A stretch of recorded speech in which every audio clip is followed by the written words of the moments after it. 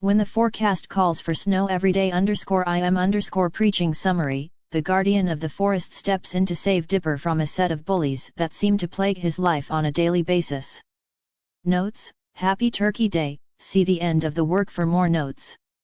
Work text: Soup today, Dipper announced to the old shrine, large brown eyes slightly coy.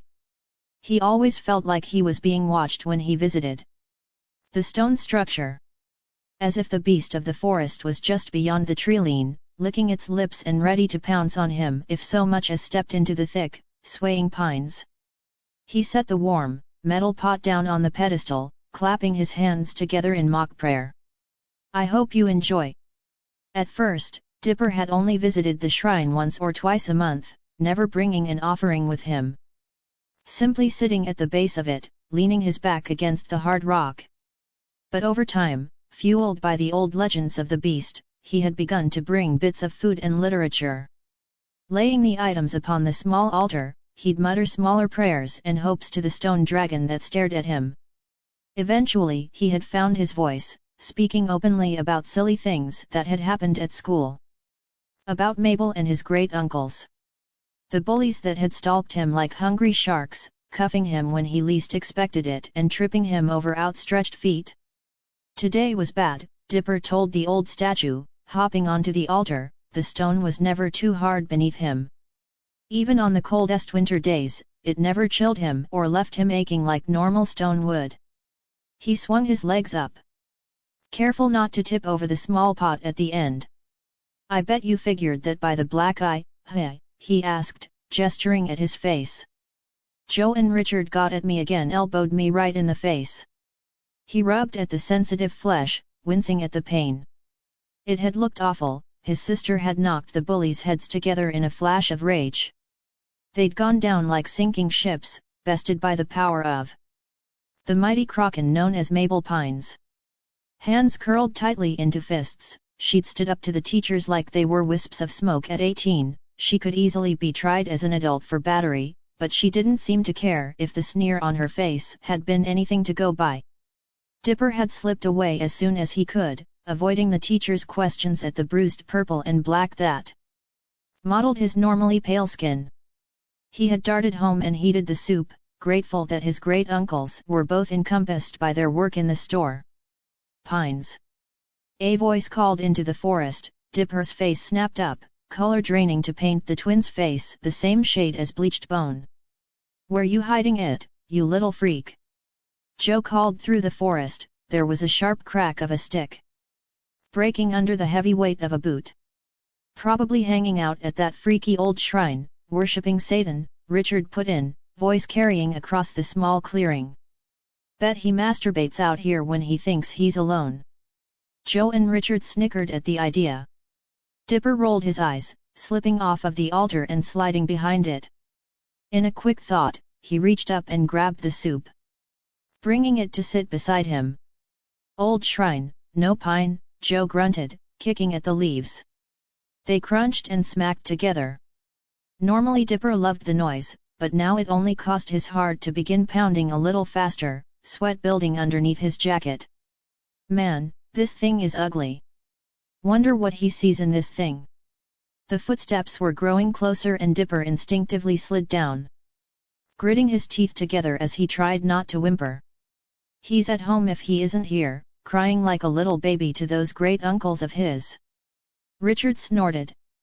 There was a soft rasping of gloves on stone above Dipper and the twin shot his eyes to the dragon statue. If there was any time for the will of the gods to be particularly forgiving, this would be it. He mentally shot a please at the stone deity. Piercing blue eyes peeked over the side of the altar. Well, well, well. Looks like our little tree is here after all. Playing hide and seek, he teased, eyes crinkling, a cruel, hateful smile spreading on his face. Dipper grabbed the hot soup, opening the lid and splashing it up and into Richard's eyes. The bully stumbled back in pain, wiping uselessly at the burn that was already setting in. Oh, that's it, Pines, Joe snarled. Letting out a strangled yelp, Dipper pulled himself from the small alcove, stumbling over himself as he did. A hand closed around his hood, yanking him up. A snarl ripped from somewhere and the tight grip on his hood released him. He fell forward, body thudding hard against the stone as he slid back down into the small area. Before he could completely sink into it, he was scrabbling back up and out, clambering and blinking away fat tears as he heaved himself over the altar and to the scratchy ground below. Dipper expected to see Mabel, panting and huffing over Joe. Instead, his eyes widened in a mixture of terror and fascination. Whatever had saved him, it wasn't human. Two long, furred legs resembling the digitigrade paws of a wolf with four large, curved claws were digging into the earth beneath him, holding him steady. They were a soft gradient of brown and tan mixed with the bright colors of fall leaves. Heavy, cream-colored cloth was draped around the creature's hips, settling on the area where fur met human skin, slipping over the space between his muscled thighs and over the curve of his lower back. Scales began at the creature's mid-back and traveled down an impressively long, reptilian tail.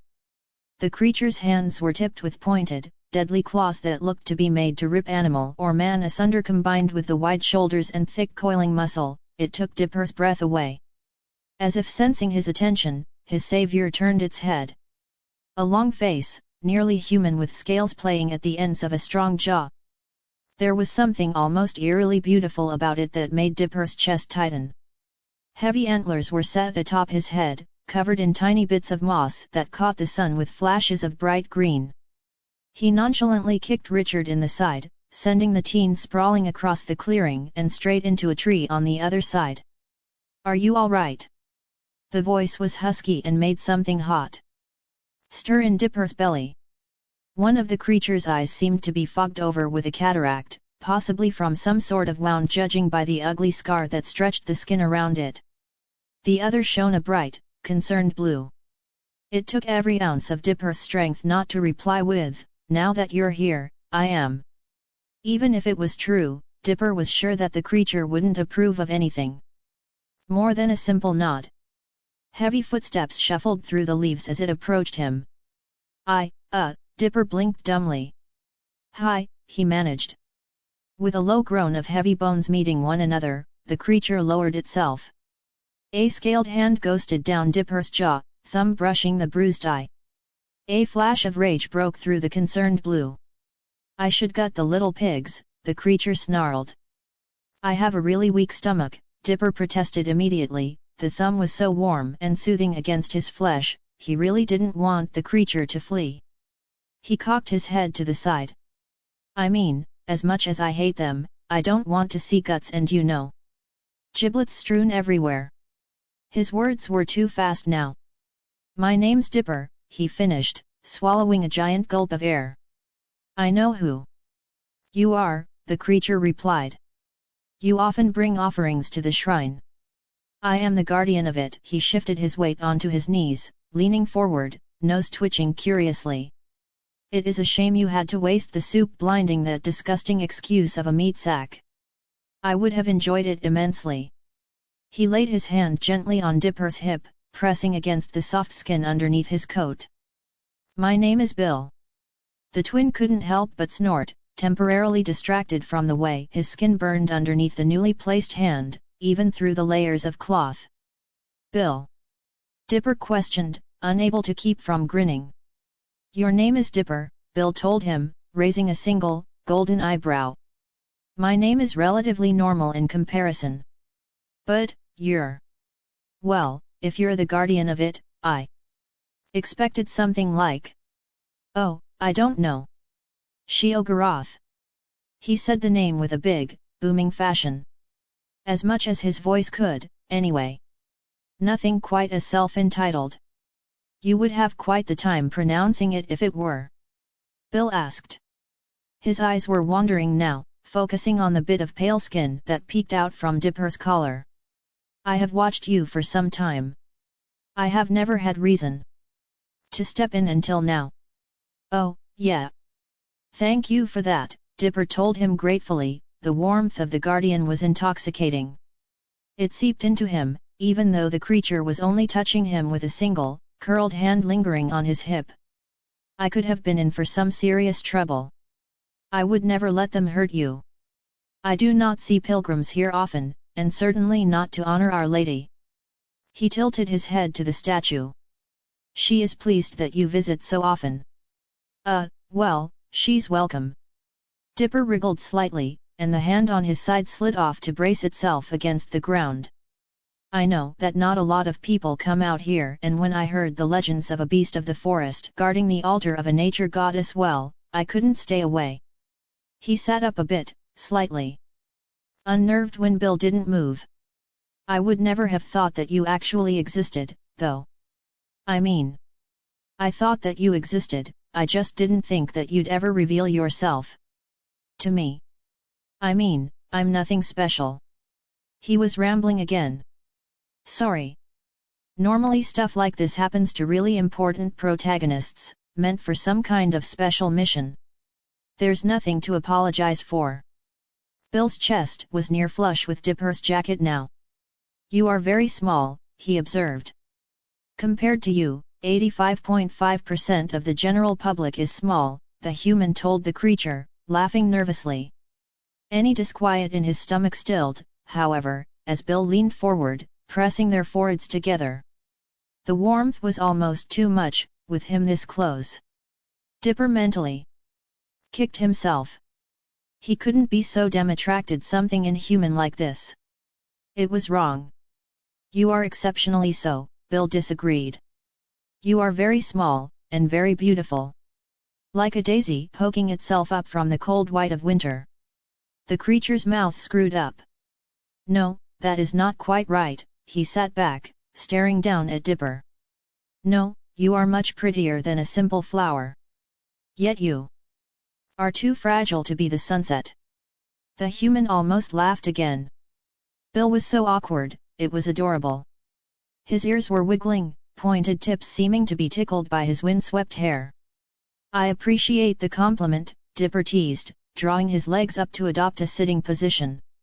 I am not quite done yet, let me think, Bill told him, sitting back on his heels. A*? Yet far too warm to play. About the night sky. He slid a hand up, tugging on an antler in frustration. Whatever the case, you are beautiful. I apologize. I'm not good at trying to woo humans. Or, in general. Woo humans? Dipper asked, raising an eyebrow. Bill nodded, arms crossing over his chest. A soft coloring had curled and climbed up his neck and fanned itself across freckled cheeks. You might find this a bit forward, but I feel as if I've known you for many seasons, Bill confessed, hands awkwardly still. Fangs glinted between perfectly sculpted lips. I would like to properly court you. Court me? Dipper squeaked out. He cleared his throat. Like, you want to be in a relationship with me? Bill nodded, lips turned down in a slight frown at the confusion on the human's face. Oh, I mean, I'm flattered.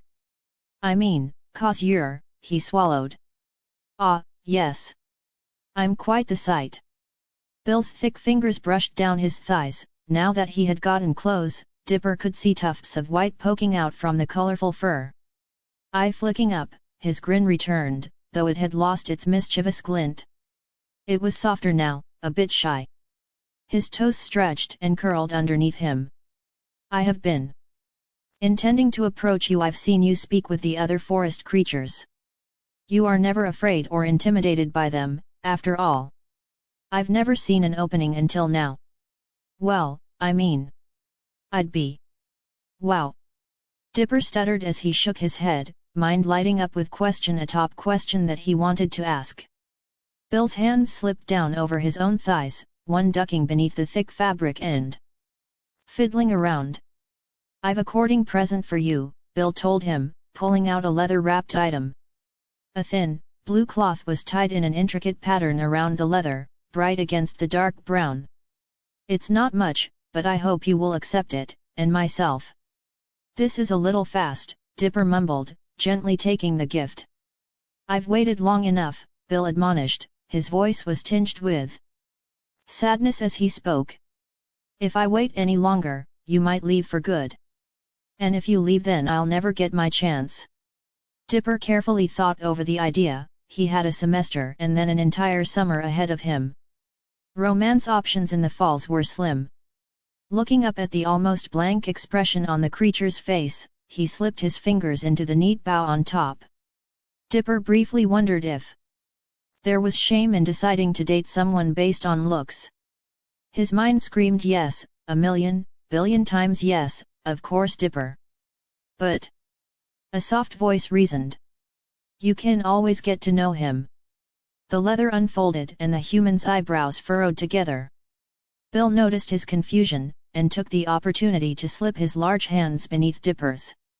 Scaled thumbs brushed the human's lightly as he did so, getting a small shudder from the human. Inside was a tiny red fruit, similar to that of a cherry. Encasing it was a dry, golden husk that looked like a gilded, shining cage. Physical Alice Alkak-NG, Bill supplied. It's a Chinese lantern. Oh, yeah. I know, Dipper replied, inwardly he cursed. Rude. He hissed at himself.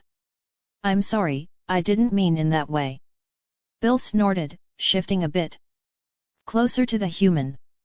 I've never seen one of these in person, they're naturally found in southern Europe and Asia. I am not without my magics, Dipper, Bill said, raising an eyebrow. If you've never seen one, I doubt you've ever eaten one. Bill's hands came back up, gently pinching the thin stem of the fruit between his thumb and forefinger. Do you accept my courtship? Yes, Dipper told him, staring up at the creature through the tiny holes of the fruit's husk. The golden light of the setting sun had settled across Bill's features and brought an intense comparison of the honeyed skin to the freckles scattered on his face. Dipper couldn't take his eyes off the tiny dots, looking like a solar system painted carefully by the universe itself. He was so encompassed by the ethereal beauty of Bill, he barely noticed the careful claws plucking the cage apart and tugging the fruit from its stem. Dipper jumped when the cool flesh of the Chinese lantern pressed against his lips. A soft noise bubbled up from Bill's chest, something supposed to be comforting in nature. He opened them, taking the soft flesh in between his teeth. Bill ducked his own mouth down before the fruit could disappear into the human's mouth, covering the other half with his own. The resounding squeak from the human was enough to get a deep chuckle from the guardian as he bit down, fangs sinking into the small pit in the center. Dipper fell back on his hands, feeling a gentle tongue lick away the dripping, slightly pink juice. To Dipper, it tasted almost like a tomato, just a bit sweeter. Fruit gone. Bill took a moment to spit the seed from his mouth before moving in to claim the human's mouth again, which was still slightly agape from the earlier surprise kiss. Dipper let out a tiny mewl, a bit hungrier than he'd like to admit. Strong arms wrapped around his back, tugging him closer. The searching tongue swept along his lips, licking away any sticky liquid that remained on the pale flesh. There, before pulling away and cleaning off his chin as well. They stayed still for a series of moments. Bill seemed content to take in Dipper's features, arms remaining heavy on Dipper's hips. So, the white tufts, Dipper suddenly said. Is it going to snow soon? The creature cocked its head to the side, expression becoming mirthful. Next week, Bill replied, lips widening in a grin to show his pink-tinted fangs. My flanks will have lost all color by next Wednesday. Dipper whistled in appreciation. And here I thought you couldn't get any prettier, Dipper teased in a gentle breath, softly brushing his fingers over the fur of Bill's legs. It was downy soft beneath his fingertips. Bill let out another rumble from his chest, just as soft and gentle. His eye was focused on the fingers that had begun to pet at the fur on his knees. Bill brought his hands up, ever gentle, and cupped Dipper's face. This winter looked as if it was going